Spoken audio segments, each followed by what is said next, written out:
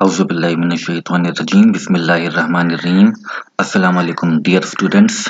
अच्छा, पिछली क्लास में हमने सेपरेशन एक्सियम से स्टार्ट किया था, जिसमें हमने axiom T not, axiom T1 और एक्सियम T2 पढ़ा था। आज हम पढ़ेंगे एक्सियम ऑफ रेगुलरिटी। तो एक्सियम ऑफ रेगुलरिटी से क्या मुराद है?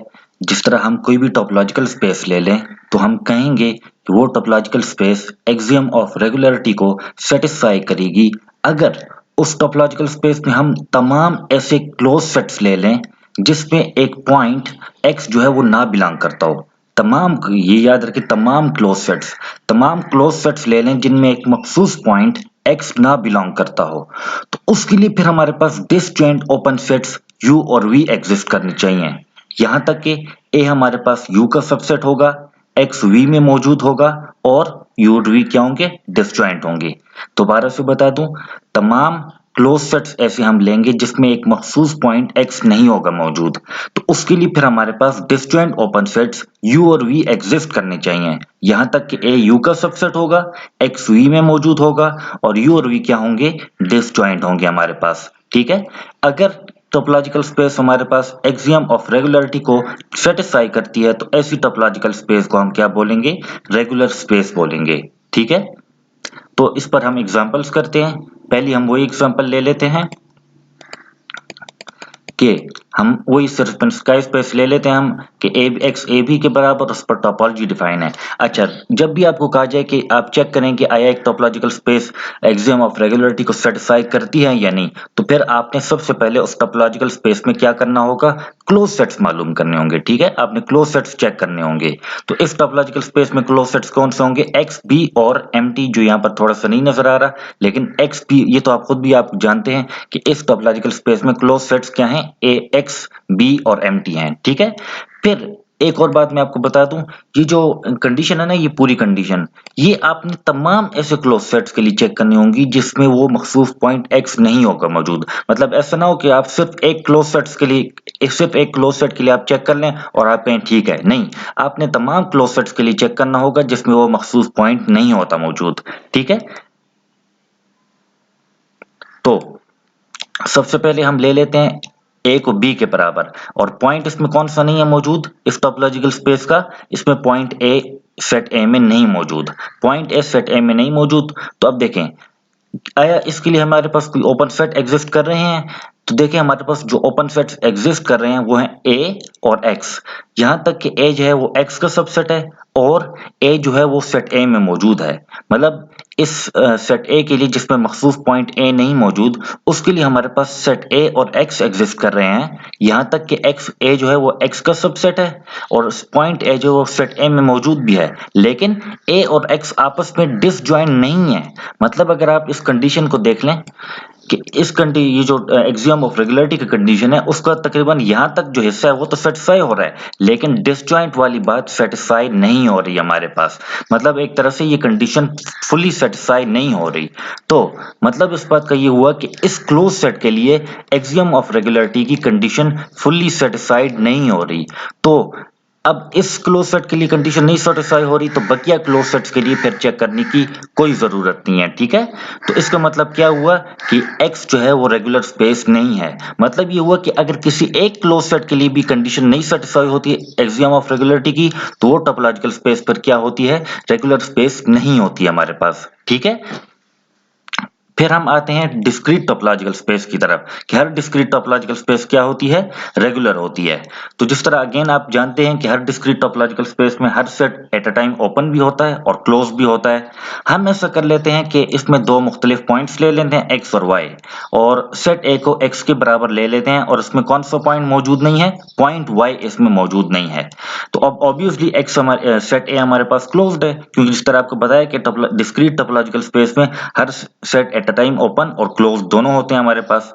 तो सेट ए के लिए जिसमें पॉइंट y नहीं मौजूद, इसके लिए भी हमारे पास सेट x और सेट y ही एग्जिस्ट कर रहे हैं।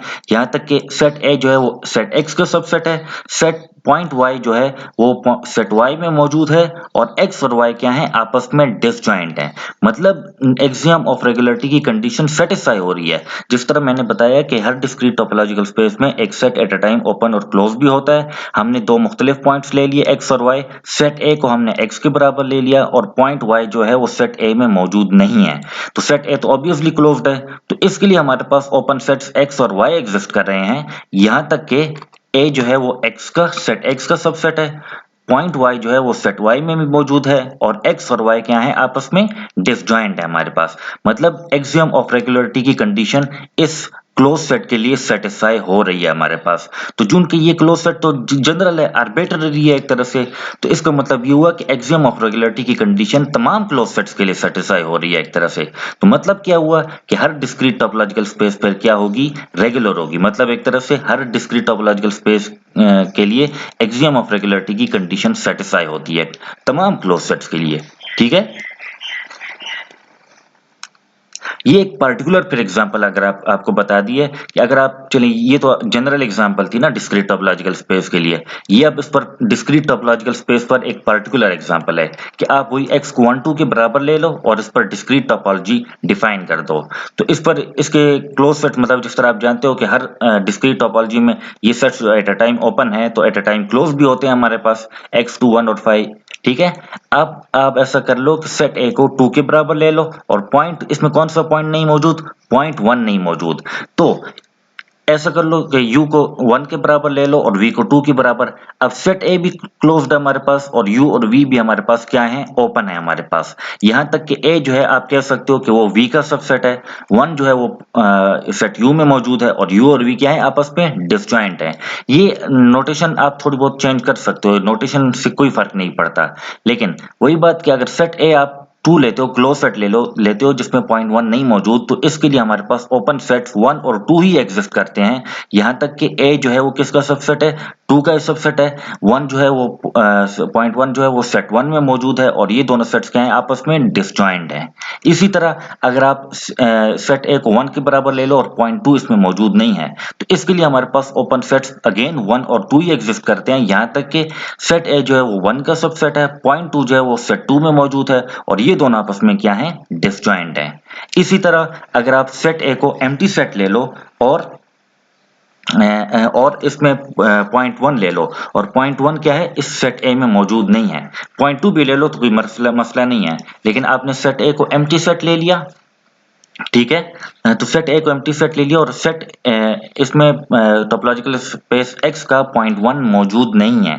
ठीक है, a एम्प्टी सेट के बराबर है और इसमें टोपोलॉजिकल स्पेस x का वो पॉइंट 1 मौजूद नहीं है। तो इसके लिए भी हमारे पास क्या एग्जिस्ट कर रहे हैं, ओपन सेट, मतलब सेट ए जो है ये हमारे पास क्लोज सेट है ना जिसमें पॉइंट 1 नहीं मौजूद, तो इसके लिए हमारे पास ओपन सेट 5 और 1 एग्जिस्ट कर रहे हैं। यहां तक कि एम्प्टी सेट अपने आप का सबसेट है, पॉइंट 1 जो है वो सेट 1 में मौजूद है और ये दोनों आपस में क्या है, डिसजॉइंट हैं।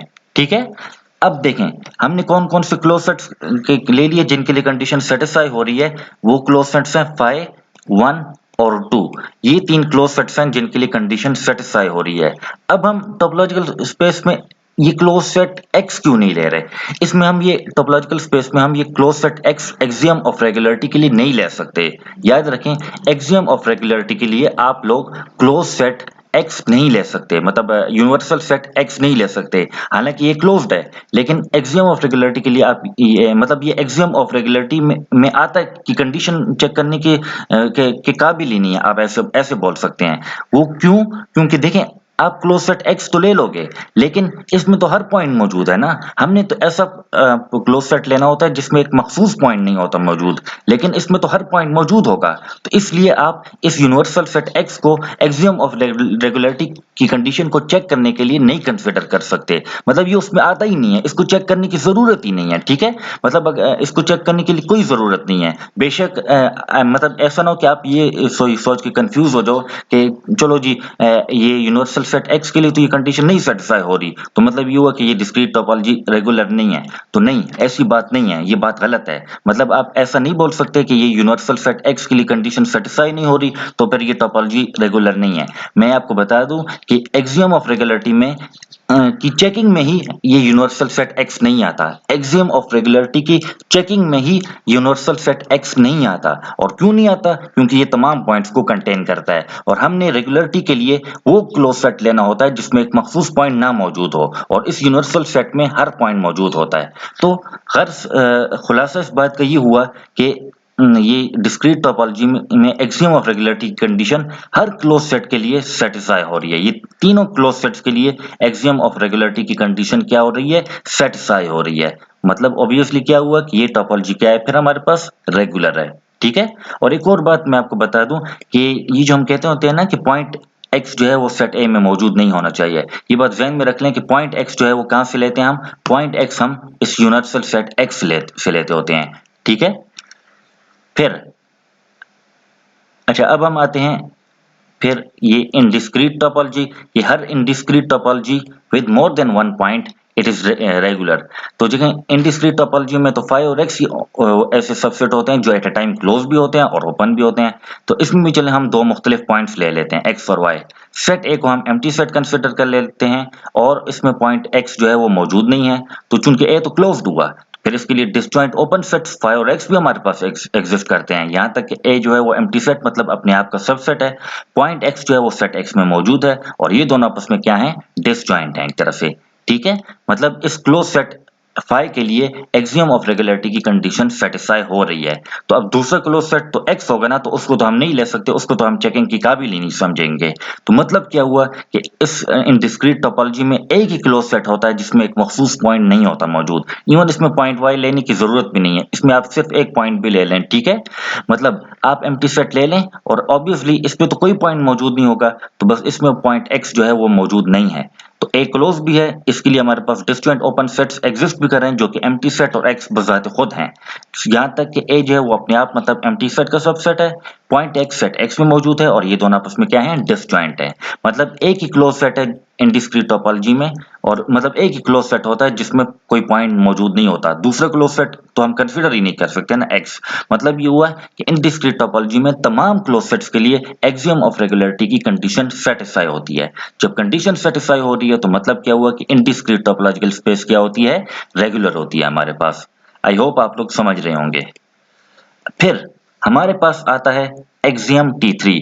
एक्सियम T3 बहुत सिंपल सा है। एक्सियम T3 क्या है?